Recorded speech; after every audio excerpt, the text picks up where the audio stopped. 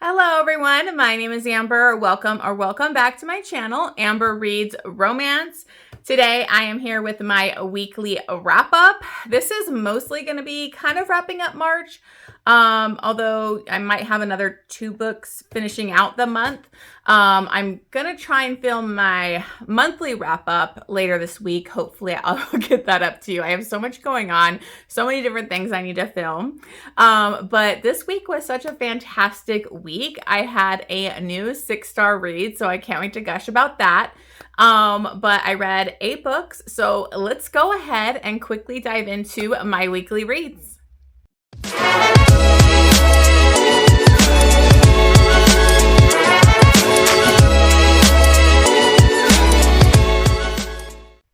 Okay, guys, so before I actually get started on my weekly reads, I actually do want to bring up something that I just posted on Instagram. I am doing a giveaway with Claire Kent.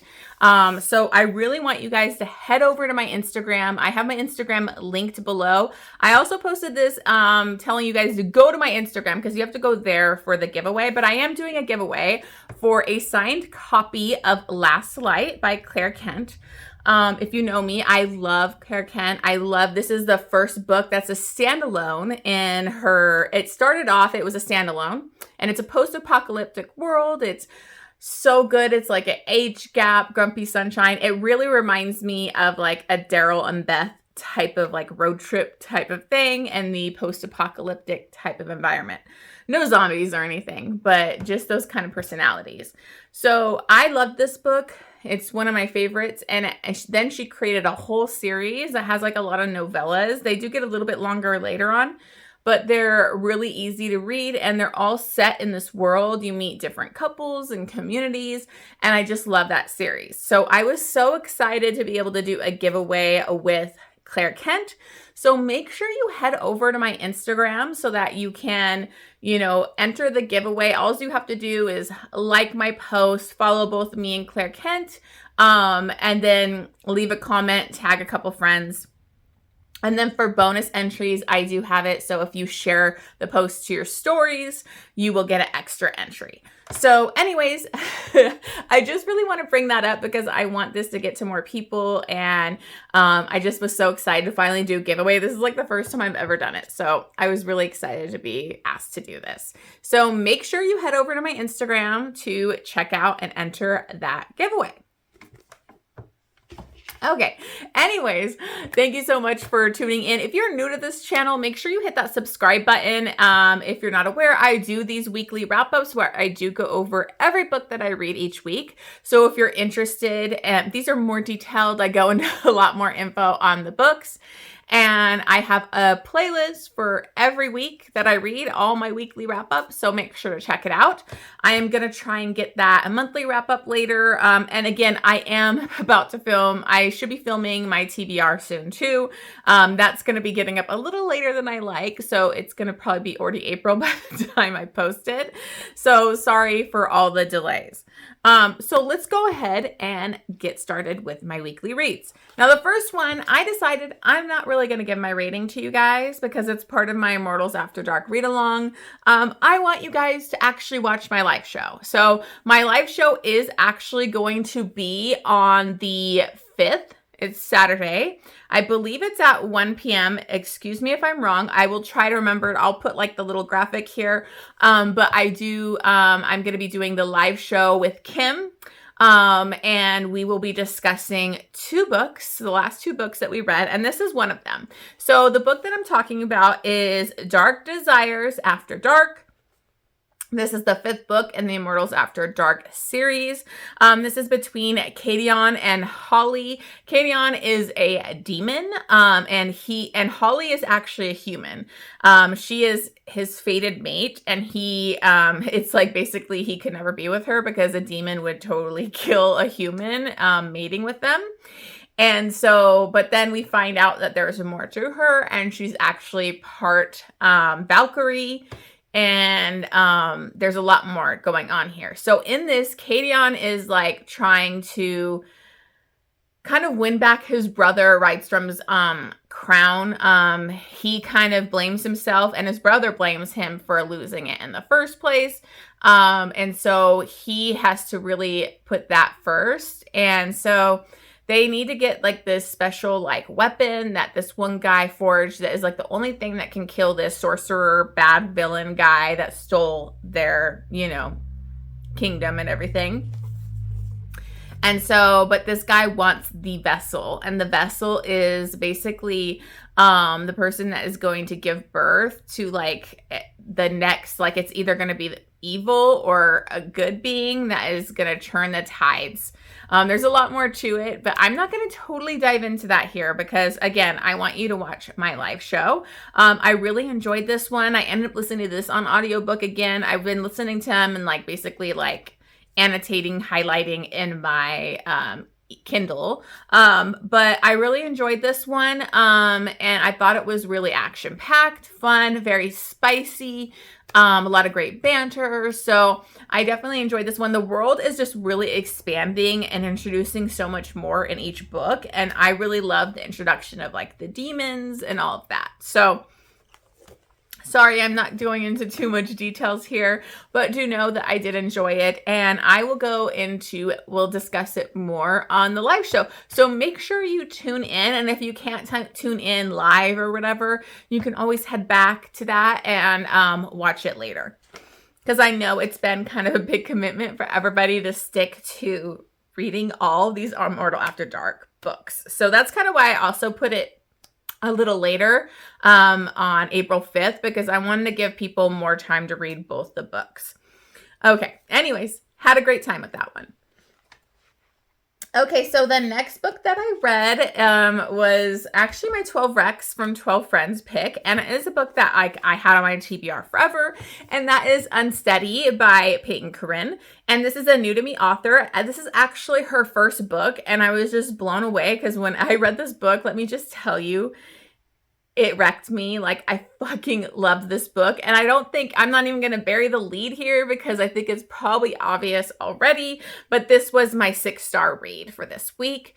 And I have a new book boyfriend in Reese. So this one was just so beautiful, so much found family, a cinnamon roll, sweet ass freaking hero. I mean, Reese is perfection. So I actually, since this is a 12 rec from 12 Friends, I have a vlog coming soon. I don't know if I'll get that up. It's probably going to be next week, most likely.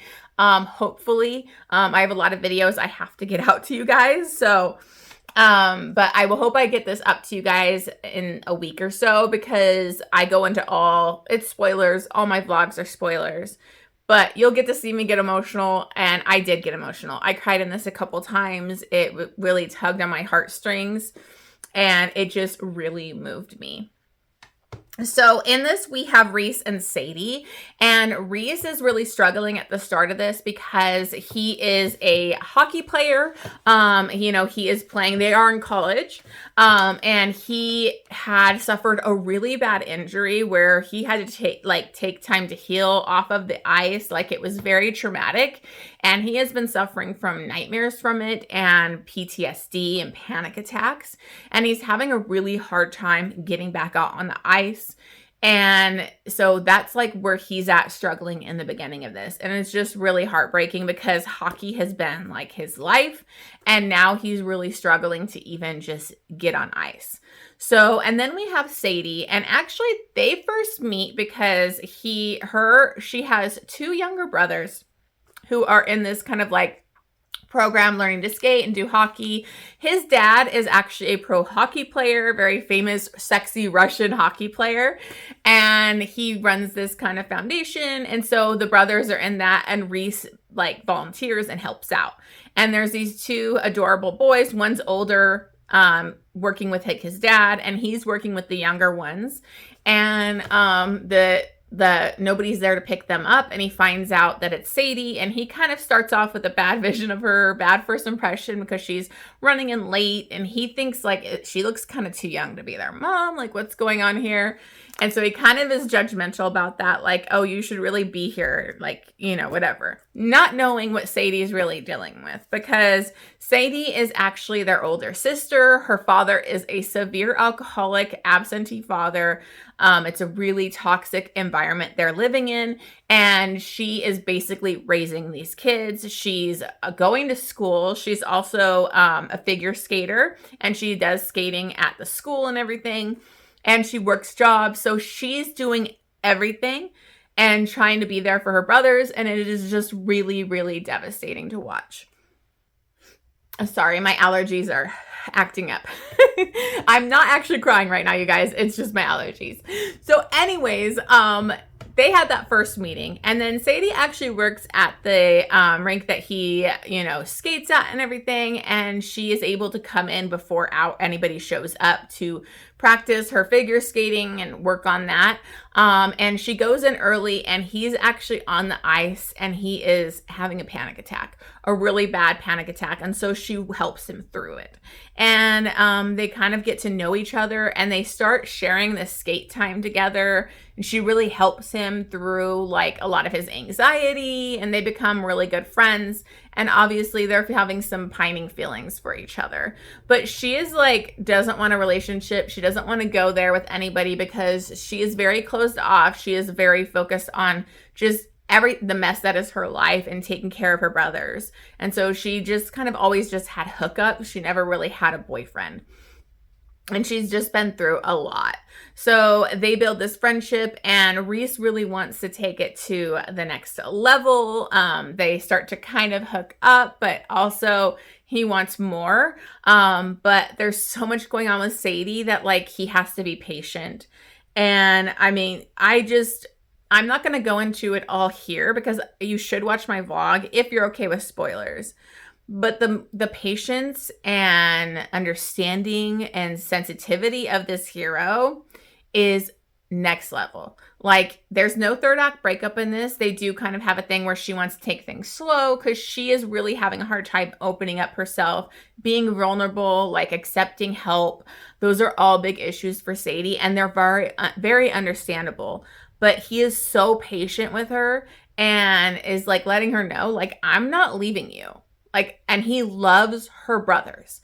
He loves them. He helps her with them. He, you know, wants to give them the support. And like his parents become a part of this too, of helping her brothers and her. And oh my God, I just loved it. It was giving me a lot of Binding 13, Keeping 13 vibes. Like he was giving me Johnny vibes. Now, again, this one is not as traumatic and devastating as those books. Those books destroyed me in a good way, in a very emotional way.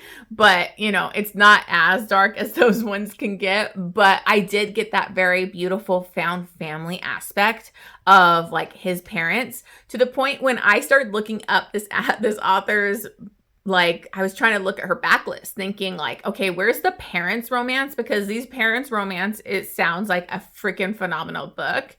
And this was her first book. And I was like, are you freaking kidding me? So I am begging this author, please do the parents romance because it sounds amazing. Like, honestly, like, and I loved his parents so much. Like, oh, so this book just was very emotional, very moving. I just fell in love with Reese, and I loved Sadie and how strong she was. She's just going through so much, and you know, Reese is going through a lot too, but like he kind of learns not to just use her. Like he was kind of dependent on her with his anxiety and stuff. And he realizes he was like, I was being selfish. I was using her to be as a crutch when, you know, she already has so much going on in her life. And so he has to work on himself too. So there's just so much to this book that just blew me away. I cannot believe this is a first book from an author.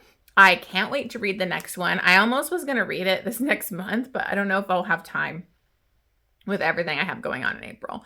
So I loved this. I gave this one 6 stars. And then I think it was 2.5 chilies. I highly recommend this. If you haven't read it already, pick it up. I mean, Reese has basically been added to my book boyfriend list.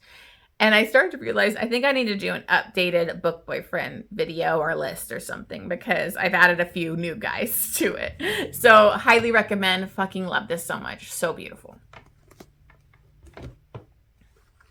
Okay, so the next one that I read also will have a vlog, but that's not coming for a bit because I am going to read the second book in April's for that vlog, so it'll probably be later in April.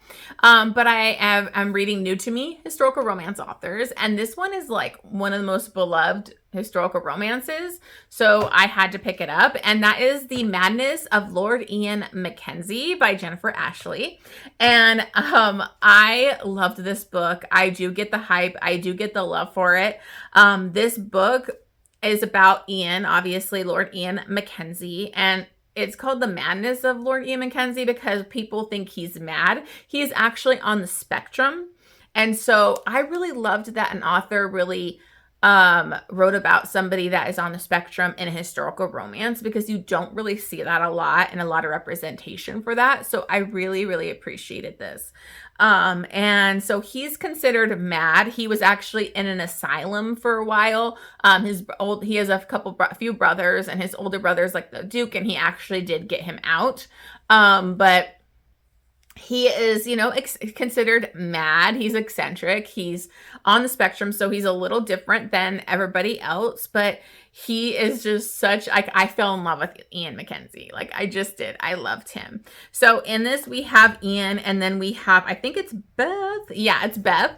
And Beth is actually a widow. And she's not like from society or whatever, she married a vicar and he passed away. And so she was a widow, and she became a companion to an older woman who didn't really have any family. And so that older woman actually left her a big inheritance, her mansion, all that stuff she left to Beth.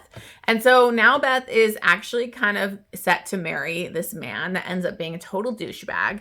Lord Ian MacKenzie finds out from this guy that he's marrying this woman, how beautiful she is, and he's just such a douchebag. And so Lord Ian is like, tells his, valet, who actually is like, he does a lot more than what a valet does.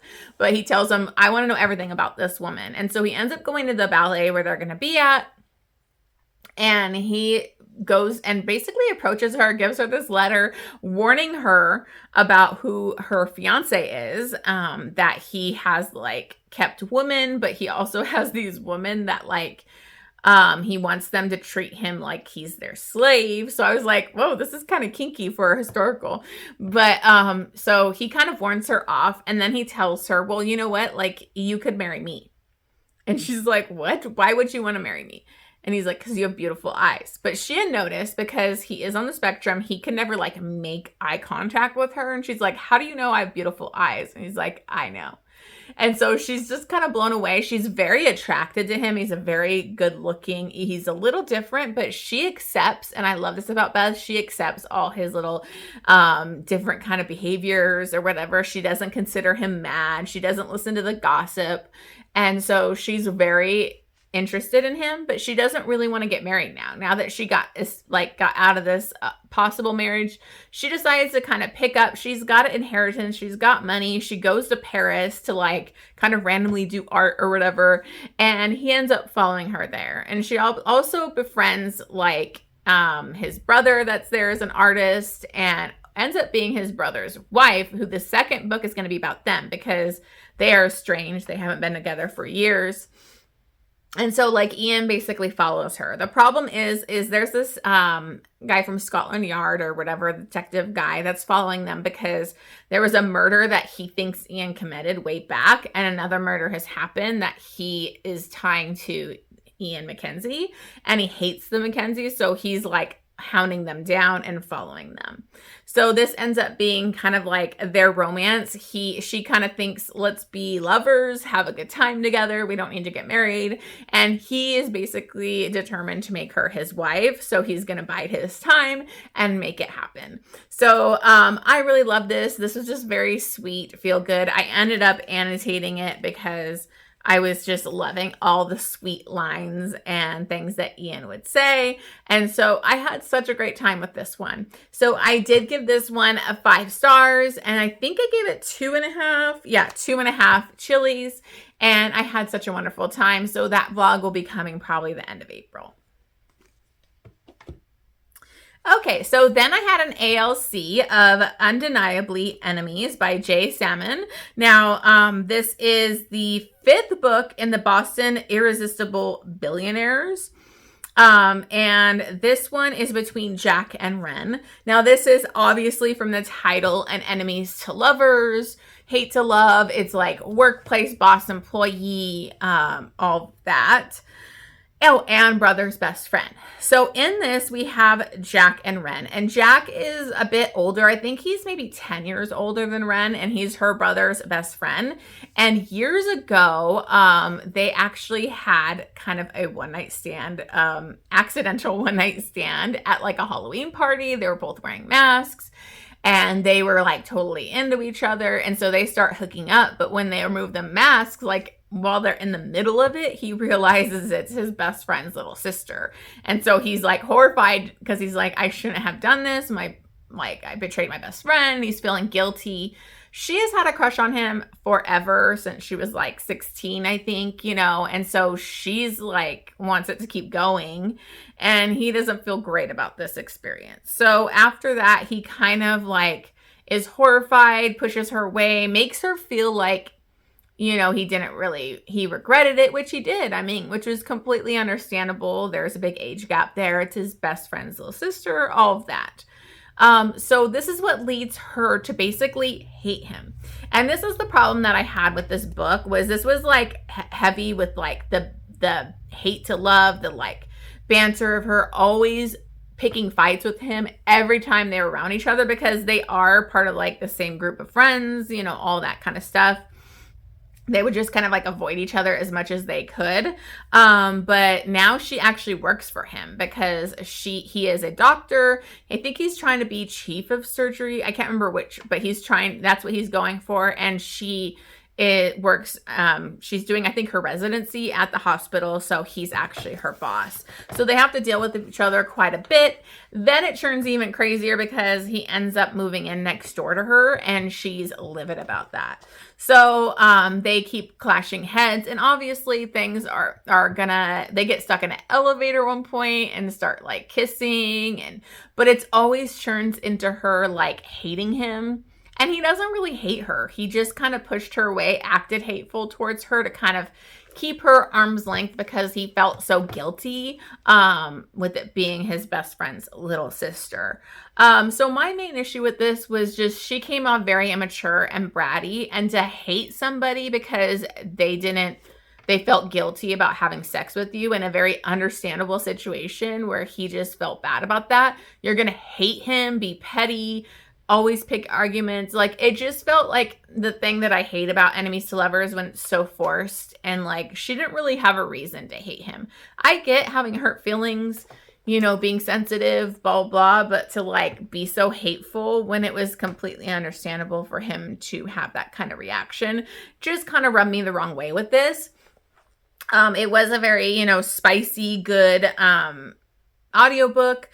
It was dual narrated, so it wasn't duet, and that was my only complaint because it was Teddy Hamilton and Samantha Brentmore, two of my favorite audiobook narrators. But I hate it because I love duet narration, because so much of the sex in books always happens most of the time in the female's POV. So if it's not duet narration, I have Samantha Brentmore doing the voice of that, which is fine. But I want Teddy Hamilton to do the voice of that and the dirty talk and all of that. Because there is an added thing in this of a trigger of her having been attacked in her past. So she was not fully, it was like an attempted rape and attack. And so she does have some issues with that. And he kind of uses a little bit of BDSM elements to kind of help her work through those things. So that was pretty hot. But I just didn't love the heroine's like enemies feelings. So it is a little bit taboo and forbidden because also he is about to go for chief, and he can't be involved with somebody that's like that works for him. That would kind of put things, in trouble for him. So anyways, I ended up giving that one 4 stars and 3 chilies. Okay, so then I read an arc, and this one I can't say a lot about because it is the second book, and this this series is a trilogy. It is a mind F. Let me tell you, it is a mind F. This is the second part for K. Webster's new series. So this is a Mind Maze, and it's the second book in the Crown conspiracy. So in this, we're continuing the story of Caius and Romy, and this is kind of dealing with kind of like a secret society a little bit. Also, like, they're kind of the people behind the scenes that were doing stuff to, it's so hard to give things away, but like brainwash, alter your brain. They do druggings. Like, there's like so many triggers in this book. But in the first book, she basically got captured. Then she kind of becomes Caius's like fake girlfriend. So much goes on in that.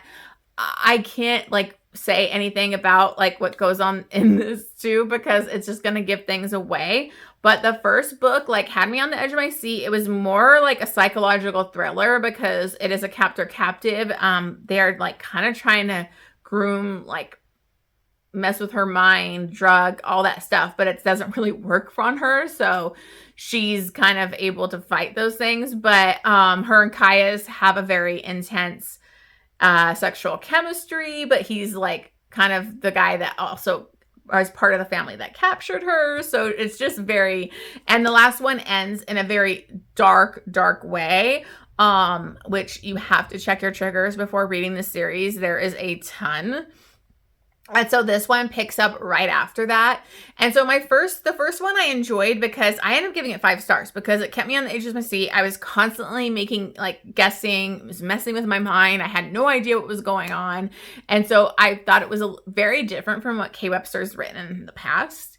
And then this one I enjoyed even more because we finally get some romance. And what helped in this one is we actually get Caius's POV. So, you know, he's pretty shady. He does some fucked up shit, but like he has his reasons. And, you know, he was actually adopted by that family at a young age and like made to be like the next one in line and to run this empire that does this shady shit.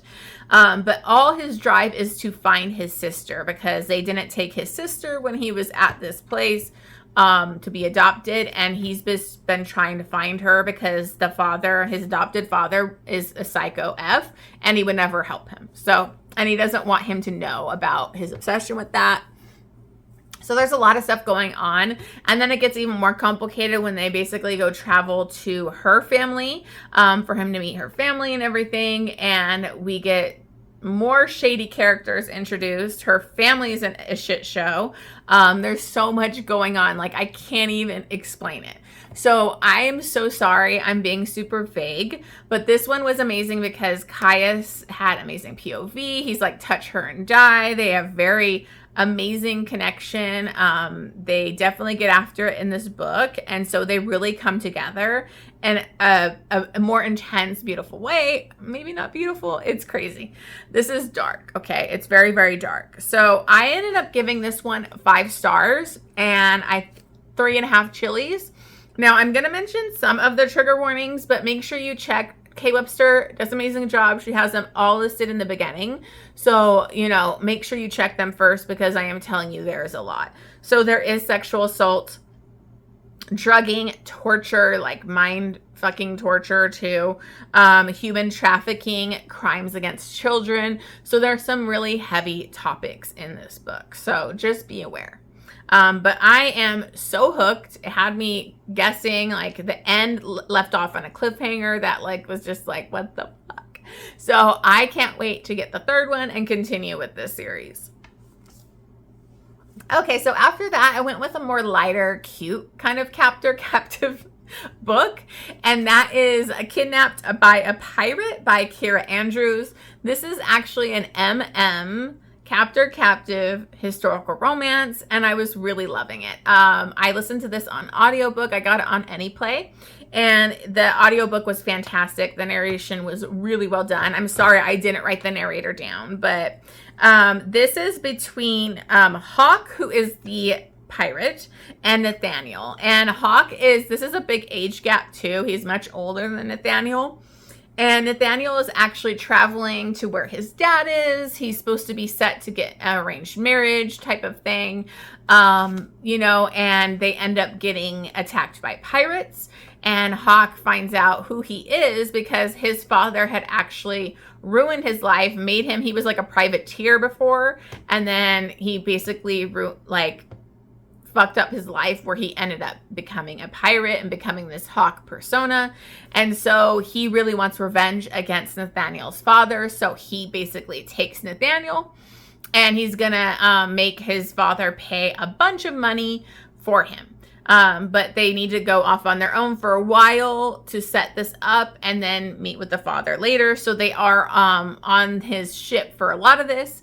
Nathaniel is staying in his cabin, and they have an attraction for each other. Now, the thing is Hawk already gets involved with men. He hooks up with men. Nathaniel has been attracted to men, but he's felt shame for it and thought that it was wrong. And so he's never really explored that. So we got a virgin hero here. And so him and Nathaniel have this insane attraction, and they definitely get after it. It is very spicy. The spice in this was amazing. I loved their cuddling sweet moments too that they had between them. It was just really good. So there were some slow parts in it because they are kind of in the cabin a lot, stuck on this ship, but it does really pick up at the end. So I just really enjoyed it. I think I listened to this in a day. I really loved it. I love romance. I do. And I don't think I've read any historical romance, unless it was an MMF I read. But that's basically, I don't think I have any other ones. So if you know any good historicals, let me know, because I really enjoyed this. I loved the writing. It was just really well done. So I ended up giving this one 5 stars and 3.5 chilies. Okay, so then I need another audiobook to read, and I happened to find this on Audible Plus. I read All In by Bella Matthews. Now, I just discovered Bella Matthews these last couple of years, but it's been her newer releases, and it's the second generation of all her original books. And so I always get confused because she is such an extensive family tree, and she's got a pretty big backlist of these books. So I was excited because this is actually her first book, and it was available on Audible Plus. Only the first one's available, which was kind of bummer. But so I decided to pick this one up and read it.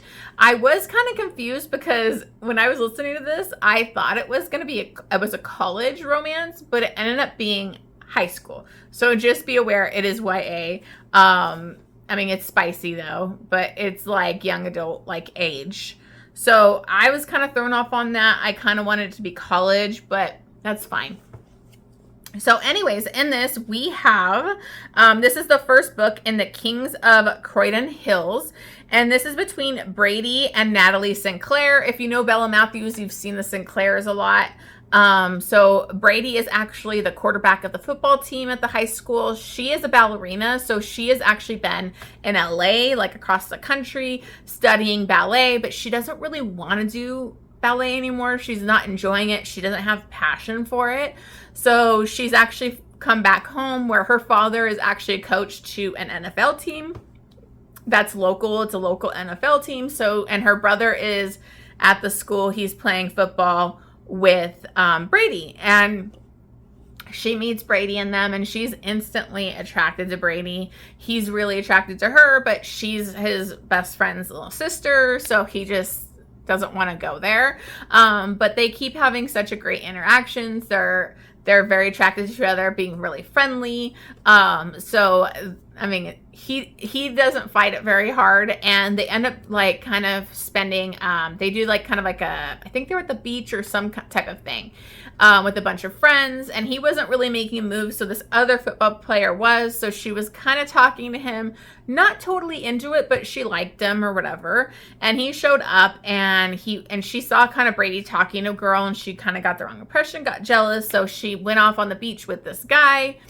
And he ended up being a little aggressive, trying to kiss her and touch her. And she was like, no, multiple times no, and he was getting aggressive with her. And so she ended up like hitting him in the nose, breaking his nose really hard, which I was like, go girl. And running off. And so that starts a lot of drama within the team. And then it like leads to her and his brother, like, not his brother, sorry, her brother's best friend, Brady, really hitting it off. He does like some hanging out with her, just being with her during that weekend. And so he ends up kind of just straight up telling her brother like he's interested and he really wants to go there. And he was like, of course. He's like, I trust you. Like, I just don't want to see you guys making out in front of me. So the brother had like no issues with it, which was kind of nice for a change. And so they start to date. But there is like a lot of high school drama in this, so just be aware, because that football player is being kind of a douche.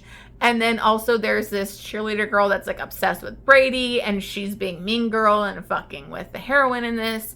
So that was kind of annoying. But I thought it was a good introduction to some of these characters. And this was her first book, so I was pretty impressed with it being her first book.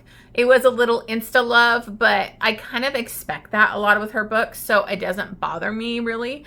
So I enjoyed it. It was good. It just didn't blow me away, and I didn't realize it was the high school till all of a sudden I was like, wait, senior year, they're living with their parents. It was like, oh, okay. Because also the parents were so chill with them just doing whatever they want. So that always like throws me off. Like what parents let their high school kids do whatever? But some do, I guess. Influential families, those rich families, I guess they do. But so I ended up giving this one 4 stars and 2.5 chilies. Okay, so the final book that I read, it was so close. Okay, so it was really close to being a 6 star, but it was mostly because of my feelings about a horse in the book and the relationship with the horse, because I am a horse girly. I never got to have my own horse. My parents wouldn't do it. Still complain about that. But I loved horses growing up. I used to go to like a horse camp in the summer. Like, I just love horses so much. So this book just hit me on an emotional level because of the horse. So, but I didn't give it 6 stars. I wanted to just because of the horse. But anyways, the book that I'm talking about is Off to the Races by Elsie Silver. I have not read this series by her, and that was one of my goals this year, was to go back and finally read this series. This is the Gold Rush Ranch series. This is the first book, and this is between Vaughn and Billy. And I really loved this book. I was really surprised to see so many like DNFs and like 3.5 stars. This was Elsie's first book, and I think it really blew me away for a first book. I know some people weren't like really into the romance. I liked it. I loved the heroine. She's actually going to be one of my new favorite heroines, one of my new favorite Elsie Silver heroines. Honestly, Billy was fucking badass. And one of my viewers actually asked for my favorite heroines video type of thing. So I need to get that together soon. So I'm sorry if it takes me a while, because I have so much stuff going on that I have to film that I'm a little behind on things. So I do apologize, but I am planning it because Billy was amazing. So she is actually a horse trainer. She comes from a really complicated background where she actually kind of like changed her name and all that stuff because her father was a very public figure and a lot of public drama, and she basically cut herself off from her family, restarted her life. She worked in the UK. She really worked from the bottom up. So she's worked so hard to get where she is.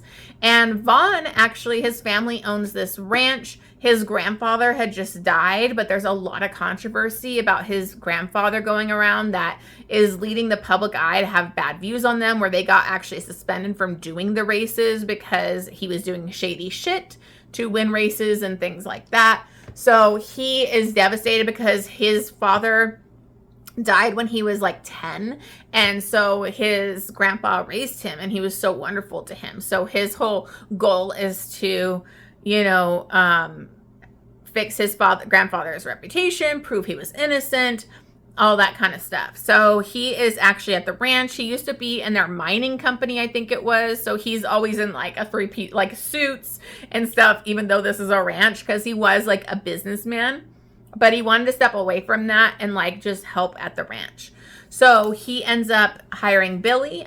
He sees Billy as the name, and he heard Billy as the name, and he figured it was a guy. So when Billy shows up, this beautiful, gorgeous, badass, you know, woman, he thinks it's another woman his mother set him up with. He's like very sick of it. And so he's a total asshole when they first meet, but she doesn't take it. She is feisty. She's ballsy, and she puts him in his place, and it's pretty amazing. So they kind of, he ends up hiring her, but he thinks, oh, she ain't gonna last. I'm gonna give her an impossible task. He has this really well-bred, like basically expensive ass horse that would be like the best, you know, very elite. But this horse has some personality, anger issues, doesn't let anybody get near him. He's a very grumpy, irritated horse that basically nobody can deal with. So he gives her that horse is like to make the star, and you better get this horse done within this a certain amount of time. And so Billy takes on this challenge like a freaking rock star, and she builds this relationship. This horse's name is Double Diablo, and she's like, that's fucked up that you named this horse that. And so she calls him Dee. And this is where the 6-star feelings came from, was this relationship that she builds with Dee was so freaking beautiful, because she has to slowly build a relationship, get his trust. It takes a while just to even before she can even mount him, you know, and start training him. And they just built such a beautiful connection. And it just like, I got emotional, like teary-eyed multiple times when it came to this freaking horse, you guys. I loved this horse. I loved her relationship with the horse. So that's why I wanted to give it 6 stars, but the relationship wasn't perfect, and there were some issues on that. Now, they do have this boss-employee situation. They have this crazy, you know, banter, but they are really attracted to each other, so it takes a while for them to get there. And she is very closed off from her history, so she doesn't really trust that easily. So there's those kind of complications. So it takes a while for them to finally take the plunge. But when they do, like, Vaughn is like really wants to be all in. But, you know, the slightest thing, anything he fucks up is really going to fuck with Sadie. And he does something unforgivable that leads to like their third act breakup and situation that, you know, has to do with Dee and her love for Dee. And so like that is really hard to come back from. So I don't think the relationship was perfect. There was a lot of, it was very sexualized in the beginning, how they thought of each other. So that's not always great, but I really love their chemistry. I love their banter. He does a big grand gesture at the end that I really loved. So I ended up giving this one 5 stars. And then 3 chilies. It was very spicy. I think it's so impressive for Elsie Silver's first book. Honestly, like, I think I like this better than, I think it's Wild Love was, I only read the first book in her new series. I think I gave that one like 4 stars. I wasn't that impressed with it. And I haven't continued that series, which I really need to. Like, I thought this was better. So this is the horse girly in me, though. Like, I love this horse so much. I do have a trigger warning because the horse does have like this bad colic situation. You know, he's very ill, and she gets very emotional, and she's working really hard to get him past this, and that really got me. I love this horse, you guys. I love the relationship. I love seeing the difficult horse that like really builds a bond with somebody, and just the way they are together. They're like soulmates. So anyways, I love this. I love this. I'm so excited. I immediately want to go into the next one because it's Violet's romance. So I'm going to put that on my April TBR, even though I wasn't planning on doing it, because Violet is actually Cade Eaton, who's my man in Heartless, my favorite Elsie Silver book. It's his little sister. So I'm very excited to get to her book because it's going to be with his brother, who's like really cold, grumpy, like standoffish asshole vibes, and you know I love those, so can't wait to read that. So I really recommend this. I loved it. If you love a good horse relationship, I think you'll really love this one. Okay, so those are the books that I read this week. Thank you so much for watching this. As always, make sure you hit that subscribe button, leave me a comment, let me know what you've been reading this week. If you've read any of these and loved them as much as me, I always appreciate your guys' support and feedback, and I will see you guys on the next one.